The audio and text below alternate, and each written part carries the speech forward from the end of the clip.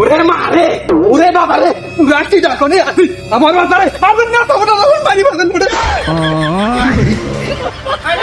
এই শালা সাহা জুনিয়র এখন ঘড়ি পাড়ার তলে পলালি কিসের জন্য রে?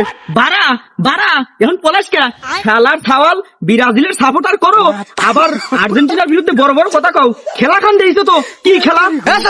বড় আসছে আছে সামনে টাইম আছে নাকি বুঝতে পারা এন পড়ালে কিছু জানি সামনে আমাদের মেসি উল্টো পাল্টা কথা কস, আজ তোর খবর আছে, তোর বিবি টান দিবি ভাই করে দেবো। ও বাগান আমি ইঞ্জুরি চাচা এই জায়গায় টের বাড়াবে না।